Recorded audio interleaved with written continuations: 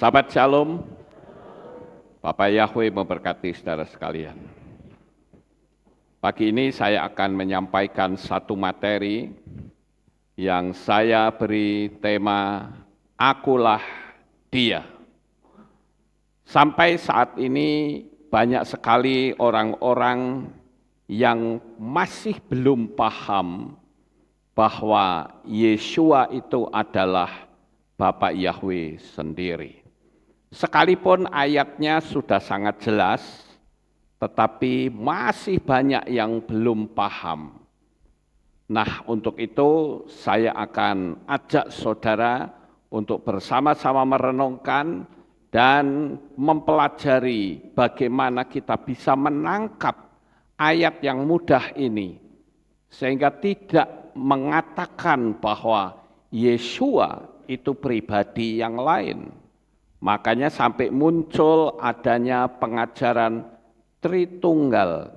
Di dalam kitab suci kita, dari kitab Bereshit sampai Gilyahna, tidak pernah ada yang namanya Tritunggal.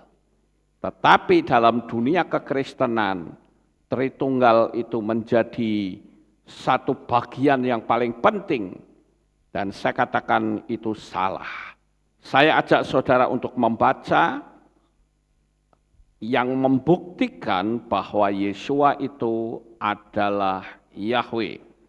Di dalam kitab Yohanan pasal 8 ayat 24, dikatakan oleh karena itu aku berkata kepadamu bahwa kamu akan mati dalam dosa-dosamu, sebab jika kamu tidak percaya bahwa akulah Dia, maka kamu akan mati dalam dosa-dosamu.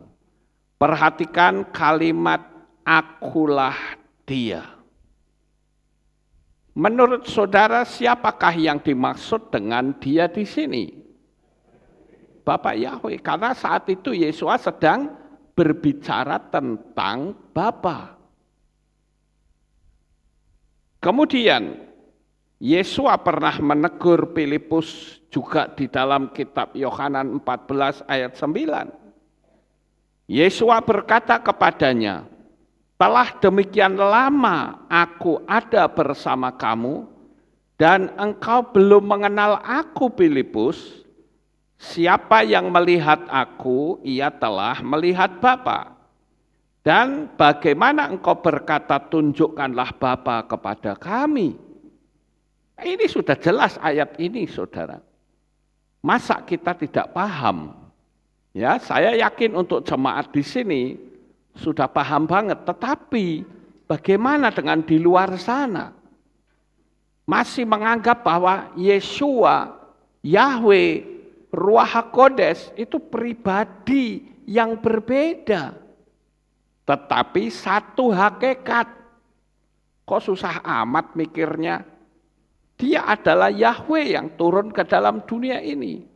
Bapak Yahweh itu mau jadi apa saja, mau jadi berapa saja pun ya tetap pribadinya satu. Nah, Bapak Ibu, saya akan naikkan sebuah ilustrasi. Pada suatu hari ada seorang pemuda. Pemuda ini terkenal baik sekali. Pemuda ini adalah orang yang senang menolong orang lain.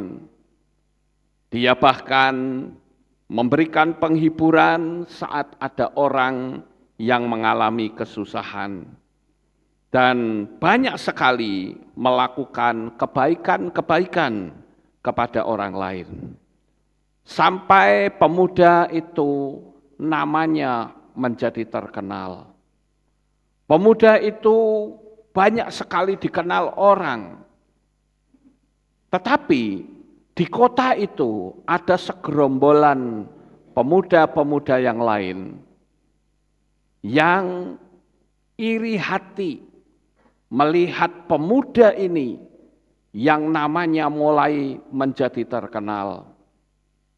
Bahkan gerombolan pemuda-pemuda ini ingin sekali menjebak agar supaya pemuda ini namanya menjadi cemar.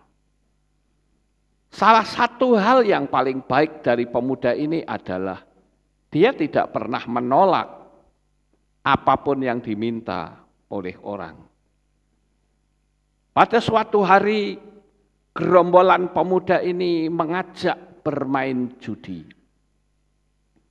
Tentu saja pemuda yang baik hati ini, dia berusaha untuk menyenangkan.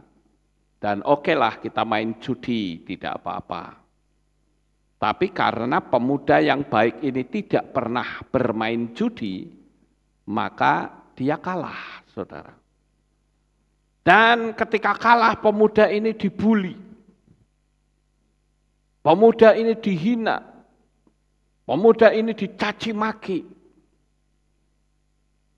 Dan bahkan sampai dipukuli. Bapak Ibu saudaraku yang terkasih, pemuda yang baik hati ini akhirnya menjadi pemuda yang sakit hati. Lalu dia mengambil sebuah tindakan yang melanggar hukum. Pemuda ini mengajak gerombolan itu bermain judi. Ayo kita main judi kembali. Dan mereka bermain judi, tetapi sayang sekali pemuda ini akhirnya melakukan pembunuhan terhadap gerombolan itu. Karena dia sakit hati, saudara. Akhirnya pemuda itu ditangkap. Nah, ini saya ilustrasikan di ujung sebelah sana, pemuda lugu yang kena tipu sehingga dimasukkan ke dalam penjara. Dan pada waktu di dalam penjara itu, dihadapkanlah kepada seorang hakim, dan hakim itu menjatuhkan hukuman mati. Pemuda ini menjadi semakin tertekan. Tetapi saudara, orang-orang yang pernah mendapatkan bantuan dari pemuda ini, orang-orang yang pernah mendapatkan pertolongan, dia melakukan demo. Di luar penjara itu mereka demo rame-rame. Mereka berkata, lepaskan pemuda yang baik hati ini. Pemuda ini melakukan pembunuhan karena dia dibully, dia dihina. Tapi lihat, dia banyak melakukan kebaikan. Jadi dia melakukan pembelaan diri karena agar supaya tidak dibully, tidak dihina. Hakim yang sudah memutuskan hukuman mati, akhirnya dia mendengar berita adanya demo. Lalu apa yang dia lakukan, saudara? Hakim ini dia melepaskan jubah hakimnya. Kemudian dia berpikir, aku akan pergi ke penjara. Aku akan lihat apakah benar pemuda ini adalah pemuda yang baik. Seperti yang disampaikan oleh begitu banyak orang sampai melakukan demo. Hakim ini meletakkan jubah hakimnya, kemudian dia pergi ke dalam penjara. Lalu apa yang terjadi, saudara? Ketika dia berjumpa dengan pemuda itu, hakim ini bertanya, apa yang terjadi dengan engkau? Di luar dugaan, pemuda ini marah dan berkata, siapa kamu? Mengapa kamu datang ke sini? Kamu mau membuli aku juga? Sudah banyak orang yang datang ke sini. Ujung-ujungnya aku dibuli, aku dihina, aku dicaci maki. Percuma kamu datang ke sini. Si hakim itu melenggong, saudara. Loh, katanya pemuda ini baik. Loh kok malah saya dimaki-maki. Lalu hakim itu berkata, tunggu anak muda. Engkau harus tahu siapa aku. Akulah dia, akulah sang hakim yang memutuskan kamu hukuman mati. Aku tidak mau tahu, mau keluar gak dari sini. Kalau kamu tidak mau keluar, tak lempar mukamu dengan kursi ini. Akhirnya hakim itu keluar, saudara. Dan sipir penjara mendatangi pemuda itu dan berkata, mengapa kamu marah-marah anak muda? Kamu tahu nggak siapa yang barusan itu datang ke sini? Pemuda itu berkata, aku tidak mau tahu. Setiap orang yang datang ke sini bukannya memberikan penghiburan, ujung-ujungnya menghina aku. Termasuk orang yang barusan itu. Sipir penjara berkata, engkau keliru anak muda. Yang tadi datang itu adalah hakim yang telah memutuskan kamu hukuman mati. Dan engkau tahu apa yang hakim itu bawa? Dia membawa surat pengampunan kepadamu. Tetapi sayang sekali, engkau menyambut dia dengan cara yang tidak baik. Hakim itu bertindak adil. Karena dia melihat ada begitu banyak orang demo di luaran sana yang mengatakan bahwa engkau adalah pemuda yang baik. Dan hakim itu ingin melihat sendiri langsung tentang engkau. Tapi sayang sekali, engkau menolak pengampunan yang dia berikan. Dan singkat cerita, tentu saudara sudah tahu, ujung-ujungnya pemuda itu mati di tiang gantungan. Ketidaktahuan tentang siapa yang datang itu akan sangat membahayakan. Bapak Ibu saudaraku yang terkasih, kenapa tadi di dalam ayat yang saya baca, Yesua katakan, akulah dia. Kita mungkin berpikir Yesua itu hanyalah manusia biasa. Kita mungkin berpikir Yesua itu tidak lebih dari nabi-nabi yang lain. Dia bukan siapa-siapa. Sama seperti pemuda ini. Dia tidak menyadari bahwa yang datang kepadanya itu adalah hakim yang telah memutuskan hukuman mati. Dan ada di sakunya surat pengampunan. Kalau saja pemuda itu mau terima dengan kalimat yang baik, maka pemuda itu selamat. Tetapi karena ketidaktahuan siapa yang datang, maka pemuda itu akhirnya mati di tiang gantungan. Bapak Ibu saudaraku yang terkasih, mari kita akan bersama-sama lihat bahwa Tuhan itu ingin agar supaya semua orang itu menyadari bahwa manusia itu sudah jatuh dalam dosa. Manusia itu harus binasa. Manusia itu harus masuk neraka. Pemberontakannya kepada Bapa Yahweh sudah tidak bisa ditolerir lagi. Tetapi Bapa Yahweh adalah Tuhan Sang Pencipta yang memiliki cinta kasih yang begitu dalam. Dia berusaha untuk menyelamatkan manusia. Sehingga dia menggunakan darah binatang, darah domba untuk menghapus dosa dari orang-orang yang telah memberontak dia.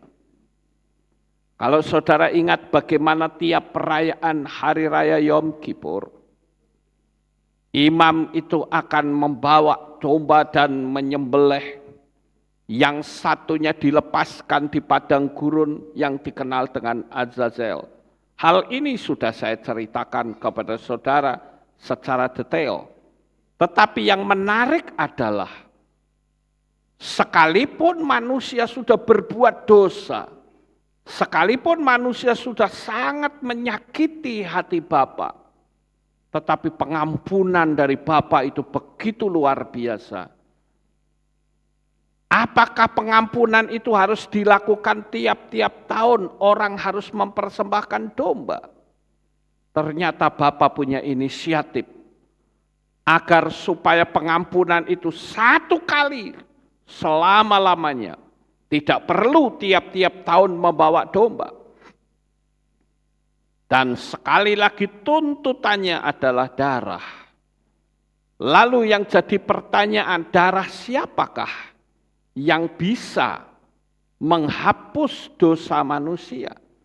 Sedangkan manusia sudah tidak bisa menunjukkan bahwa dia memiliki darah yang suci.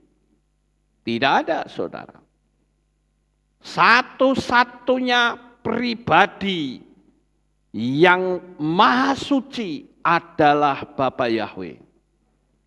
Sedangkan yang butuh pengampunan adalah manusia. Maka tidak ada cara lain. Bapa Yahweh sendiri yang turun ke dalam dunia ini dalam wujud manusia. Saya berulang-ulang kali mengilustrasikan gambar ini, saudara. Yang kiri atas itu cahaya Bapa Yahweh. Sementara Bapa Yahweh bisa menuntun umat Israel melalui tiang api dan tiang awan. Bapa Yahweh juga pernah menulis di dinding kerajaannya Raja Belsasar. Pertanyaannya, tangan siapakah itu? Jelas itu tangannya Bapak Yahweh. Atau saya menyebut Bapak Yahweh yang berubah wujud menjadi tangan raksasa yang menulis Mene Mene Tekel Ufarsin. Begitu juga dengan tiga pemuda Hananya, Misael, Azaria yang dimasukkan ke dalam dapur api perapian. Dan Raja Nebukadnezar melihat ada sosok lain yang ada di dapur api perapian itu. Siapakah sosok itu? Tidak lain adalah Yahweh sendiri.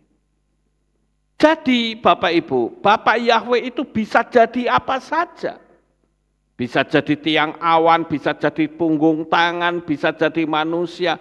Tapi dari semua apa yang dia lakukan, yang paling alamiah adalah ketika dia menjadi manusia yang melalui rahim Maria. Iaitulah Yeshua HaMashiach. Jadi dengan kata lain Bapak Ibu, Yeshua itu adalah Yahweh sendiri yang menjadi manusia. Dan dia menjadi manusia itu disebut apa? Ada yang menyebut firman menjadi daging, boleh. Ada yang menyebut dafar Elohim, boleh saja. Ada juga yang menyebut anak manusia. Ada juga yang menyebut putra Yahweh. Ada yang menyebut, oh ini inkarnasinya sang pencipta. Boleh saja. Atau mengatakan ini jelmaannya Tuhan sendiri. Atau utusan Yahweh. Dan saya katakan mau disebut apapun, tetap itu adalah Yahweh yang menjadi manusia. Paham Bapak Ibu? Tetapi jikalau kita membahas yang ini, yang sebutannya itu bisa berubah. Berubah tidak lagi berpikir bahwa itu adalah Yahweh sendiri. Saya ambil sebuah contoh Bapak Ibu. Di dalam kitab Yohanan 14 ayat 28. Kamu telah mendengar bahwa aku berkata kepadamu, aku pergi dan aku datang kembali kepada kamu. Jika kamu mengasihi aku, kamu telah bersukacita karena aku berkata, aku pergi kepada Bapa, sebab Bapakku lebih besar daripada aku. Tuh kan, Yesua itu ya bukan Bapa. Pleset akhirnya saudara. Sampai di sini bisa ditangkap enggak kira-kira? Jadi karena yang dibahas itu adalah sebutan-sebutannya, maka ujung-ujungnya meleset. Orang tidak lagi mengakui bahwa Yesua itu adalah Yahweh sendiri yang menjadi manusia.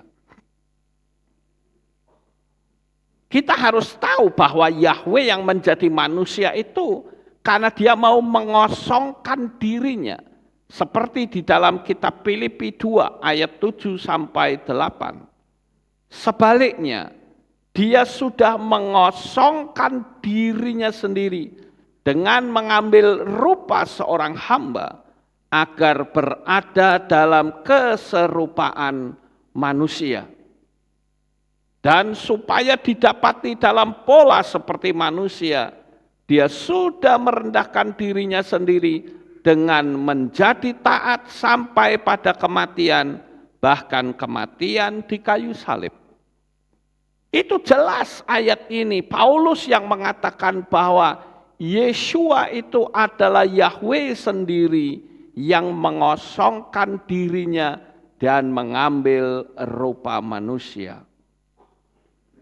Tetapi sekali lagi kalau kita uprek hanya melalui sebutan-sebutannya, maka muncullah pribadi yang lain. Sehingga orang berkata, Yesua dan Bapa itu beda pribadi. Saya katakan tidak. Yesua dan Bapa Yahweh itu satu pribadi. Dia adalah Bapa Yahweh yang maha kuasa. Dia bisa menjadi sejuta fenomena. Dia bahkan bisa menjadi begitu luar biasanya fenomena yang ada. Apakah kalau Bapak Yahweh menjadi sejuta fenomena berarti ada sejuta pribadi? Tentu tidak, pribadinya tetap sama. Hanya fenomenanya yang berbeda, saudara. Apalagi kalau dibahas seperti di dalam kitab Ibrani 2 ayat 9. Namun kita melihat Yesua yang dimahkotai kemuliaan dan hormat telah dibuat sedikit lebih rendah daripada para malaikat melalui penderitaan kematian, sehingga dalam anugerah Elohim dia dapat merasakan kematian ganti semua orang. Tuhan, Yesua lebih rendah dari malaikat. Bagaimana mungkin Yesua itu Bapak Yahweh? Jadi meleset lagi, saudara. Jadi saya ingin kembali menekankan bahwa mau disebut apapun, dia tetap adalah Yahweh yang menjadi manusia. Kalau sampai kita keluar dari konsep ini, saya katakan kita tidak selamat. Oleh karena itu Bapak Ibu, kalau orang berkata, oh itu Tritunggal, saya bilang tidak. Saya bahkan menyebutnya bukan Tritunggal atau tiga pribadi, tetapi saya menyebutnya tiga mahakarya. Kalau tiga pribadi, bagaimana dengan tiang awan dan tiang api? Boleh dong saya mengatakan itu pribadi yang keempat? Kalau orang berkata tiga pribadi, bagaimana dengan Hananya, Misael, Azaria yang ditemani oleh Bapa Yahweh? Boleh dong saya katakan pribadi yang kelima? Tapi itu semua konsep yang salah. Yang betul adalah Bapak Yahweh yang maha kuasa. Sekali lagi, maha kuasa. Dia bisa menjadi apa saja dan berapa saja. Tapi pribadinya tetap satu. Kalau dibilang Bapa, Putra, dan Roh Kudus, saya cenderung untuk mengatakan itu bukan 3 pribadi, tetapi 3 mahakarya. Yang pertama, dia disebut Bapa karena dia sebagai Tuhan pencipta. Ini memang konsep ini seringkali disalahartikan oleh orang yang tidak paham akan teologi iman kita. Kalau ada orang berkata Bapak berarti pasti ada ibu, oh tidak. Kalau bicara anak berarti pasti ada perkawinan sehingga muncul anak. Itu hanya sebutan Bapak Ibu. Jadi kalau dia disebut Bapa karena dia adalah pencipta, dia memiliki otoritas yang tertinggi di atas muka bumi ini. Dan kalau disebut putra, itu bukan berarti ada bapak, ibu, lalu keluar putra. No, itu hanya sebutan. Kenapa disebut putra? Karena dia menjadi manusia dan menyelamatkan manusia dari kebinasaan kekal dengan darahnya yang maha suci. Makanya tadi saya katakan kalau kita uprek-uprek tentang sebutannya ketika dia turun ke dunia, bisa meleset. Walaupun banyak orang yang menyebut itu Dafar Elohim, itu inkarnasi, it's okay, apapun mereka ngomong. Tetapi yang jelas itu adalah Yahweh sendiri yang menjadi manusia. Kira-kira sampai di sini Bapak Ibu bisa paham? Ya. Kemudian kenapa dia disebut Roh Kudus? Kenapa juga simbolnya burung merpati? Karena Roh Kudus itu memberikan penolong. Di dalam teks bahasa Yunani dikatakan parakletos. Parakletos itu penolong. Penolong itu artinya sama seperti seorang lawyer. Ketika dia berhadapan dengan sebuah masalah yang besar, maka lawyer itu akan mendampingi. Dan saat mendampingi orang yang tertuduh, dialah yang akan membela. Itulah Roh Kudus perannya, saudara. Lalu Roh Kudus itu siapa? Dia juga adalah Yahweh sendiri. Orang nyebutnya rohnya Bapa Yahweh, boleh-boleh saja. Mau sebut apapun, saya tetap mengatakan Bapa Yahweh itu bisa jadi apa saja dan jadi berapa saja. Namanya juga Maha Kuasa. Saya berharap Bapak Ibu yang ada di rumah bisa menangkap kebenaran ini. Karena setan berusaha untuk mempelesetkan sehingga Yeshua dianggap pribadi lain, bukan Bapak Yahweh sendiri. Nah, peran dari Roh Kudus itu adalah menolong, menghibur, membimbing, dan melengkapi pelayanan kita. Roh Kudus memberikan penolong. Ketika kita mengalami kesulitan, kita bisa minta Roh Kudus tolong saya. Maka Roh Kudus akan menolong. Ketika kita menghadapi duka cita, maka Roh Kuduslah yang akan menghibur kita. Dan saat kita buntu, tidak punya jalan, maka Roh Kuduslah yang akan membimbing kita. Dan ketika kita masuk dalam dunia pelayanan, Tuhan aku tidak punya kemampuan apapun, maka Roh Kudus melengkapi kita, memberikan kemampuan kita dalam pelayanan. Bapak Ibu Saudara, inilah yang saya sebut dengan 3 mahakarya. Luar biasanya melalui 3 mahakarya ini kita diselamatkan. Dan zaman 3 mahakarya ini itu sebentar lagi berakhir. Kalau saudara lihat dari kitab Bereshit, Kejadian sampai zaman Daud, itu saya nyebutnya zaman Bapa. Di situ yang menonjol adalah Bapa Yahweh. Dari zaman Daud sampai zaman Yesua, itu zaman putra. Kenapa? Karena yang menonjol adalah Yesua. Banyak nubuatan-nubuatan di sana. Dan ketika Yesua mati dan bangkit kembali serta kembali ke Samayim, dia mencurahkan Roh Kudusnya. Sampai hari ini saya menyebut ini zaman Roh Kudus. Dan zaman Roh Kudus ini akan berakhir. Ketika waktunya tiba, maka Roh Kudus akan kembali. Dan saat dia kembali, dia akan membawa kita serta. Dan saat kembali tentu saja dunia ini tidak ada Tuhan. Itulah yang nantinya kita mengenal yang disebut the Great Tribulation. Oleh karena itu saudara persiapkan hati kita untuk selalu dekat kepada Bapa Yahweh.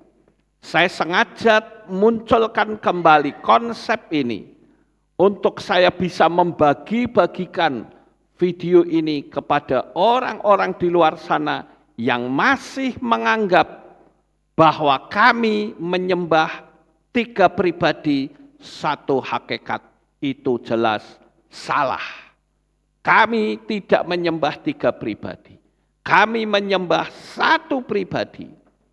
Karena firman Tuhan katakan bahwa Yahweh itu ehad. Ehad itu artinya satu. Nah, kebanyakan orang berpikir kalau Bapak Yahweh jadi manusia, surganya kosong dong. Ya betul kalau itu pikiran manusia. Pikiran yang terbatas. Tapi Bapak Yahweh itu tidak terbatas. Dia maha kuasa. Kalau dia ada di Samayim, di sorga, dia mau menjadi sejuta bentuk dimanapun berada, dia tidak akan pernah keluar dari Samayim. Namanya juga maha kuasa. Kalau maha kuasa ya sak penak-penake sendiri, dia mau apa? Namanya juga maha kuasa kok. Masa Bapak Yahweh jadi manusia terus orang bilang surganya kosong? Itu kan bukan maha kuasa namanya. Bapak Ibu saudaraku yang terkasih, biarlah kita bisa menyadari tentang tiga mahakarya Bapa Yahweh yang sebentar lagi akan berakhir saat Roh Kudus naik kembali ke Samayim. Dia membawa kita serta, itulah yang dikenal dengan rapture. Dan sekali lagi saya tekankan, iman kita itu hanya sampai rapture saja. Setelah terjadi rapture, saudara mau menyembah siapa? Mau cari keilat, siapa yang akan jadi pemimpin? Kalau toh ada, ayo kita puji-pujian, kita berdoa, siapa yang disembah? Karena semua oknum surgawi kembali, malaikat-malaikat pun kembali semua. Dunia ini dilepas total menjadi milik setan. Itulah yang dikenal dengan the Great Tribulation. Dan saya ingatkan, waktunya sudah tidak lama lagi. Kita harus lebih sungguh-sungguh, lebih dekat dengan Dia, sehingga kapanpun Dia datang, kita siap menyongsong Tuhan di awan-awan yang permai. Sukses besar untuk saudara. Bapak Yahweh memberkati. Haleluya. Kita tunduk kepala, kita berdoa. Terima kasih Bapak Yahweh. Pagi ini kami telah bersama-sama mendengarkan renungan firman-Mu. Biarlah apa yang kami renungkan menjadi berkat bagi hidup kami.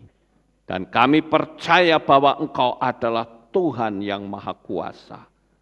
Terima kasih Bapa, Engkau berkenan untuk turun ke dalam dunia ini menjadi manusia. Di dalam nama Adonai Yeshua HaMashiach, Kami bersyukur dan berdoa. Amin. Haleluya. Tidak ada pengumuman Bapak Ibu, kita akan akhiri.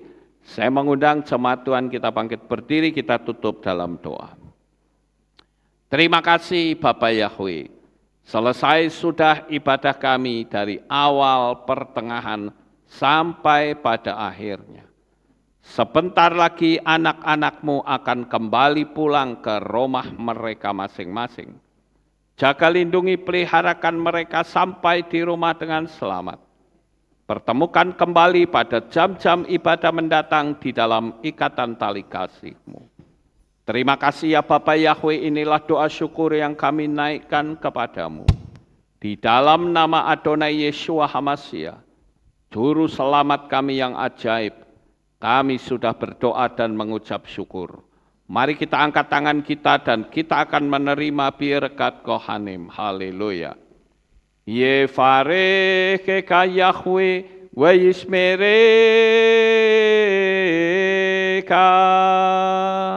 Amen. Gen yehi ratzon. Yair Yahweh panau eleka wihuneka. Amen. Gen yehi ratzon. Yesa Yahweh panau eleka wa yashem leka shalom. Amen. Gen yehi ratzon. Baruk atapair ufaruk atapasadeh. Engkau akan diberkati di kota dan engkau akan diberkati di ladang. Amin. Baruk peripit nekau friatmat ka ufri fahem teka shekar ala peka westerotjoneka. Diberkatilah buah kandunganmu, diberkati hasil bumimu, diberkati hasil ternakmu, anak-anak lembumu dan anak-anak dombamu. Amin. Baruk tanah kau misyar teka, diberkatilah bakulmu dan tempat adonanmu. Amin. Baruk ata boboy kau faruk ata betseteka, dan kau akan diberkati pada waktu engkau masuk, dan engkau akan diberkati pada waktu engkau keluar. Amin. Baruk ata Yahweh Elohenu melek haolam, besem Yeshua HaMashiach Ruach HaKodes, kile olam faed. Kami sudah berdoa dan mengucap syukur. Haleluya. Amin.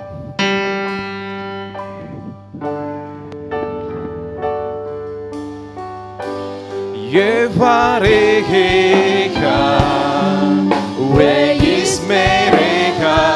Yevarecheka.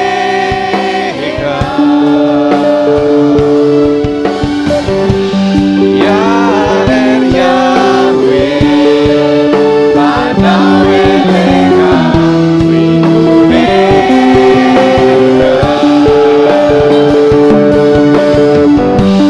Yevarecheka we yishmereka.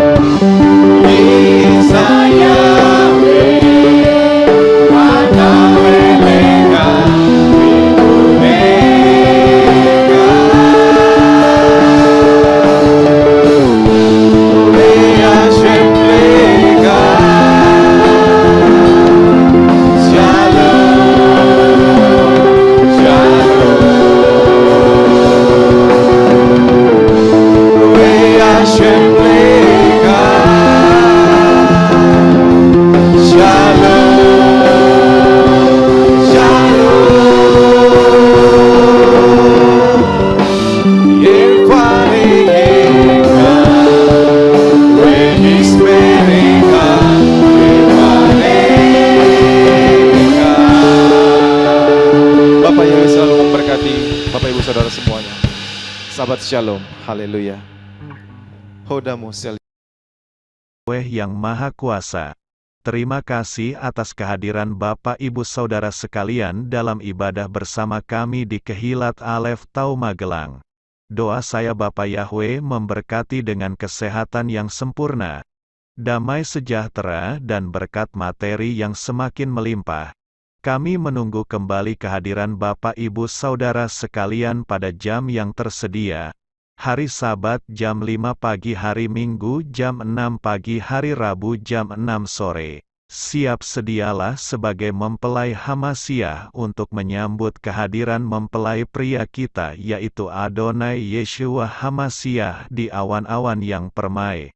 Amen lehitraot. Shalom, sampai jumpa kembali.